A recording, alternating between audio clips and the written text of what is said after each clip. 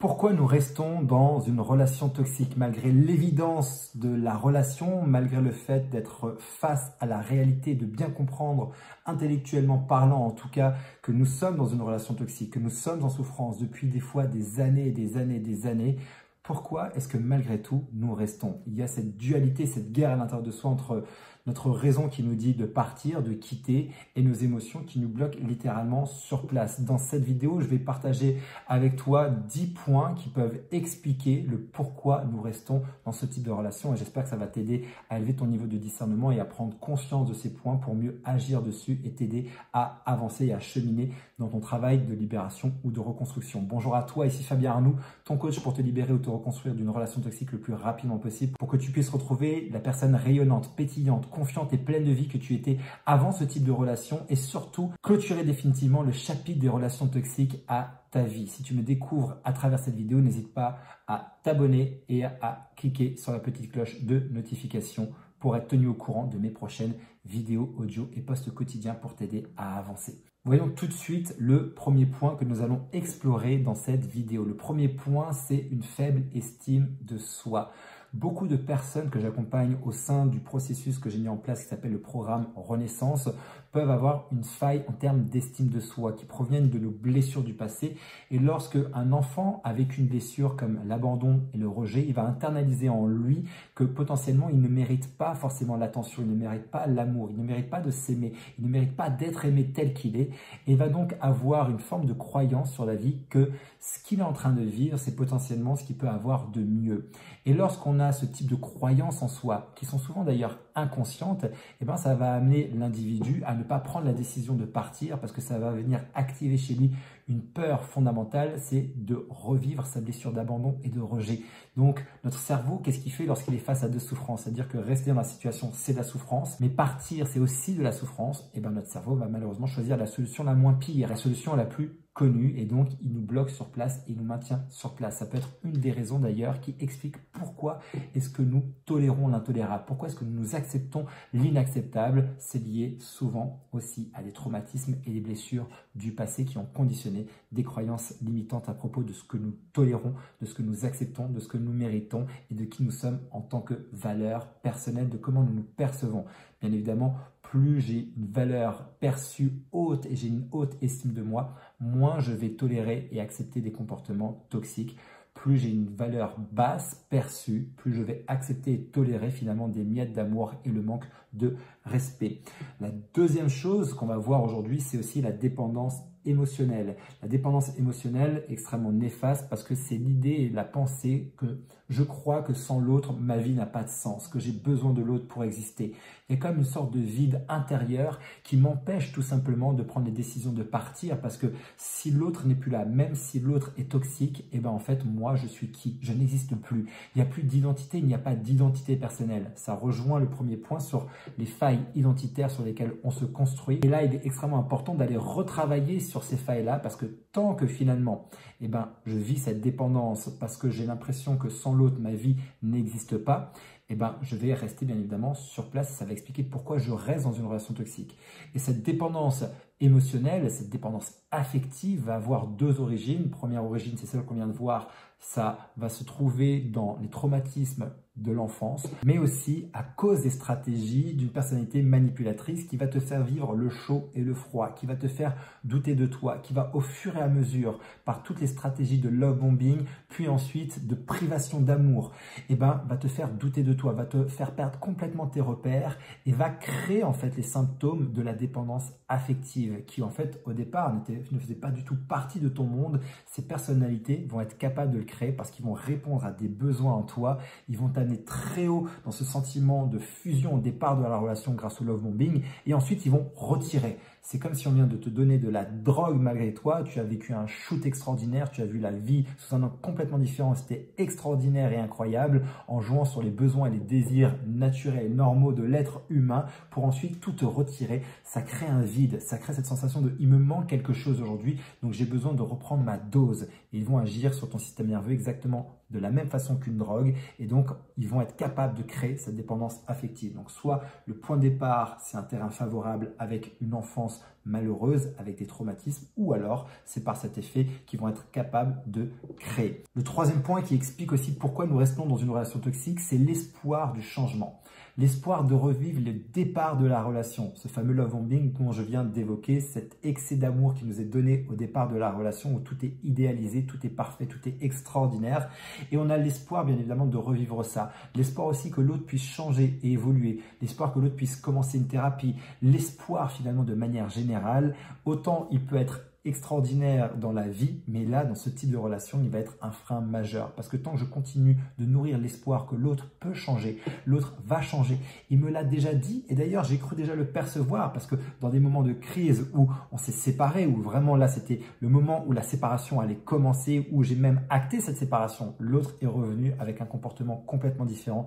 Je retrouvais cette personne du départ de la relation, donc ça me montre et ça me prouve que l'autre est capable de changer. Mais en fait, il se trouve qu'une fois que je rentre dans la relation, je revis ce cycle de l'enfer avec valorisation et dévalorisation et je me retrouve de nouveau complètement perdu. Mais tant que je nourris cet espoir, tant que je n'accepte pas la réalité de cette relation, je vais rester potentiellement bloqué sur place. Quatrième point qui explique pourquoi nous restons dans une relation toxique, c'est le cycle de la violence. C'est un cycle qui est suivi de périodes de réconciliation et de lune de miel qui fait que, en fait, la personne va être bloquée dans le processus de départ. À chaque fois que tu veux partir, l'autre refait vivre, comme je le disais tout à l'heure, la lune de miel, le love bombing, et donc te retient. On appelle ça aussi la stratégie du hoovering, c'est-à-dire qu'à chaque fois, suite à une rupture ou suite à un conflit majeur, l'autre va envoyer l'artillerie lourde pour t'aspirer en fait de nouveau dans la relation avec des promesses extraordinaires de changement. Il va nourrir donc de nouveau cet espoir et ce cycle permanent de violence va être répété et répété et ça va te maintenir dans la relation. Cinquième point, c'est le manque de soutien social. À chaque fois dans ce type de relation, il y a une tentative d'isolement social. Lorsque nous sommes isolés socialement parlant, que nous manquons de soutien, c'est une peur extrêmement importante. Nous avons besoin d'être soutenus. C'est pour ça que je vais t'encourager à t'entourer au maximum de tes amis, de ta famille, de rentrer dans des groupes de soutien. Je te mettrai le lien, tu as le lien justement dans la description de mon groupe de soutien qui s'appelle Les Guerrières sur Facebook, 100% féminin, justement pour créer une équipe gagnante, une équipe de soutien dans laquelle tu vas pouvoir déposer les choses, dans laquelle surtout tu vas pouvoir être comprise, entendue ou entendu, que tu sois un homme ou une femme. Tu as besoin aujourd'hui d'avoir une équipe gagnante avec toi et de soutien. Sans soutien, c'est extrêmement compliqué. Seul, ça va être très compliqué, voire impossible. Donc, tu as besoin d'être entouré, d'être soutenu avec des personnes proches, famille, amis, mais aussi avec des professionnels de la santé comme des psychologues, des coachs, thérapeutes, peu importe en fonction de tes possibilités. Je t'inviterai dans tous les cas à avoir un maximum de soutien, mais le manque de soutien, bien évidemment, va activer la peur de se retrouver seul et ça va être un frein majeur. Ensuite, en sixième point, on va retrouver aussi le facteur économique. Les contraintes financières peuvent jouer un rôle significatif qui explique pourquoi est-ce qu'on n'arrive pas à sortir d'une relation toxique et pourquoi est-ce qu'on y reste. Parce que si on est dépendant financièrement, économiquement parlant de son partenaire ou de sa partenaire, bien évidemment, c'est un frein majeur. C'est pour ça que souvent dans mes vidéos, je parle de ce point-là en disant si tu veux te libérer et que tu n'as pas développé ton indépendance financière, il est temps de s'y atteler le plus rapidement possible. Si tu n'as pas de travail, si tu n'as pas de source de revenus, c'est l'un des premiers points sur lequel tu dois t'activer parce que si tu dépends de l'autre financièrement, tu ne pourras pas te libérer. Ça va être extrêmement compliqué. Donc, il faut absolument travailler sur ce point-là. Septième point, c'est la peur de l'inconnu. L'incertitude concernant l'avenir peut dissuader les gens de quitter une relation toxique. C'est une peur archaïque et souvent, et d'ailleurs ce que je dis dans la plupart de mes vidéos, c'est que notre psychologie découle de notre biologique. Et là, il faut comprendre un mécanisme de notre cerveau. Notre cerveau a horreur de l'inconnu. Notre cerveau est une machine et notre corps d'ailleurs est une machine programmée pour éviter la souffrance au maximum et nous mettre en sécurité. À chaque fois que l'inconnu est perçu, c'est perçu comme un danger. Et lorsqu'il y a un danger qui est détecté, notre cerveau va enclencher systématiquement les mêmes stratégies de fuite, combat ou inhibition de l'action. Mais la première chose qu'on va chercher à faire, c'est de fuir. Fuir l'inconnu, fuir l'inconnu, fuir l'inconnu. C'est pour ça qu'on se retrouve souvent dans cette dualité où je me rends compte que la situation est toxique, que je ne peux pas rester, je suis en souffrance, potentiellement même je peux mourir de cette relation si ça continue. Et donc je perçois cette souffrance, je perçois ce danger. Mais en même temps, la peur de l'inconnu est extrêmement forte aussi. Et une fois de plus, lorsqu'on est face à deux souffrances, ton cerveau, qu'est-ce qu'il va faire? Il va choisir la solution la moins pire. Donc, il va te maintenir dans une situation connue parce que là, au moins, la souffrance, il croit qu'il peut la gérer. Il croit qu'il peut avoir une forme de contrôle. C'est une illusion plutôt que l'inconnu. Or, c'est une erreur. Bien évidemment, la vie que tu rêves d'avoir, la vie que tu mérites d'avoir va se trouver justement dans cette zone d'inconnu et qu'à un moment donné, il faut être capable d'y aller dans cette zone d'inconnu. Alors, il ne s'agit pas de s'y jeter sans aucune garantie, sans avoir fait un travail sur soi, mais en tout cas, il faut avoir à un moment donné le courage d'agir malgré la peur pour pouvoir avancer. 8e point que je vais pouvoir évoquer dans cette vidéo, c'est aussi les normes culturelles et sociales. Dans certaines cultures ou sociétés, il peut y avoir une pression extrêmement importante de rester dans la relation, quel que soit son état. Les normes sociales et les attentes peuvent décourager les gens de quitter un partenaire toxique parce qu'il y a trop de pression sociale et culturelle. 9. La manipulation et le contrôle. Bien évidemment, ce sont des tactiques de manipulation qui sont utilisées sur vous en permanence avec de la culpabilité, avec du doute, de l'incertitude, du gaslighting qui vont faire qu'à un moment donné, tu ne sais plus du tout où tu es, qui tu es, qu'est-ce qui est vrai, qu'est-ce qui ne l'est pas. Tu vas douter de toi en permanence et ce doute permanent de toi et de ta réalité va effectivement être un frein majeur. 10e et dernier point, c'est l'engagement et les responsabilités familiales. Si tu es une personne qui a des valeurs fortes d'engagement, de fiabilité, de fidélité, eh ben, ces valeurs-là, malheureusement, elles sont extraordinaires dans le monde d'aujourd'hui, dans le monde quotidien, j'ai envie de te dire, mais dans ce type de relation, ça va être contre toi.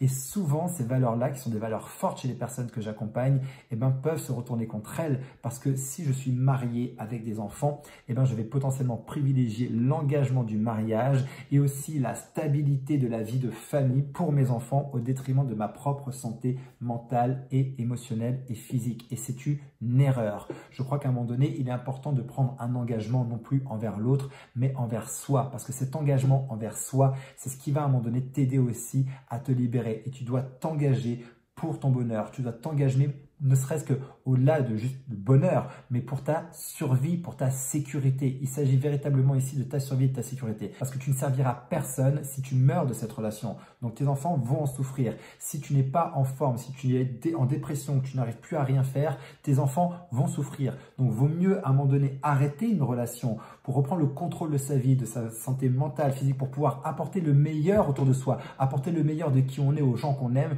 plutôt que de s'éteindre au fur et à mesure pour un principe d'engagement, de loyauté dans une relation qui est juste en train de te détruire. J'espère que cette vidéo va t'aider justement à prendre conscience de pourquoi est-ce que nous restons dans une relation toxique et potentiellement peut-être te reconnaître dans les 10 points. Ce qui serait intéressant d'ailleurs, c'est que tu puisses éventuellement me dire dans quel point tu te reconnais. Je vais te refaire la liste rapide et mettre chaque point dans les commentaires. Premièrement, on a vu une faible estime de soi. Deuxièmement, une dépendance émotionnelle et affective. Troisièmement, un espoir du changement. Quatrièmement, le cycle de la violence avec chaud-froid. Cinquièmement, un manque de soutien social. Sixièmement, facteur économique. Septièmement, la peur de l'inconnu. Huitièmement, les normes culturelles et sociales. Neuvièmement, la manipulation et le contrôle avec la déstabilisation mentale et l'engagement, dixièmement, et responsabilité familiale. Mets-moi ça dans les commentaires. Quelles sont les principales raisons qui t'empêchent aujourd'hui, toi, dans ta situation, de te libérer? Je crois que c'est important d'avoir ce niveau de discernement parce que le niveau de discernement, je crois que c'est la première étape pour pouvoir avancer. Donc, c'est important que tu prennes conscience de ça. Donc, n'hésite pas à partager pour toi, là où tu en es, quelles sont les raisons qui t'empêchent aujourd'hui d'avancer et qui font que tu restes dans une relation toxique. En tout cas, j'espère que cette vidéo va vraiment t'aider à élever ton niveau de discernement. Si c'est le cas, n'hésite pas à me mettre un pouce, à la commenter et à la partager à quelqu'un qui a besoin d'entendre cette information. Je te rappelle également que si tu veux te faire accompagner et que tu veux que je t'aide personnellement à travers le processus du programme Renaissance, j'ai mis en place quelques créneaux pour te permettre d'avoir une session de diagnostic. Tu as le lien dans la description de cette vidéo. Et d'ici ma prochaine vidéo, mon prochain audio ou mon prochain post, surtout souviens-toi et rappelle-toi, c'est capital.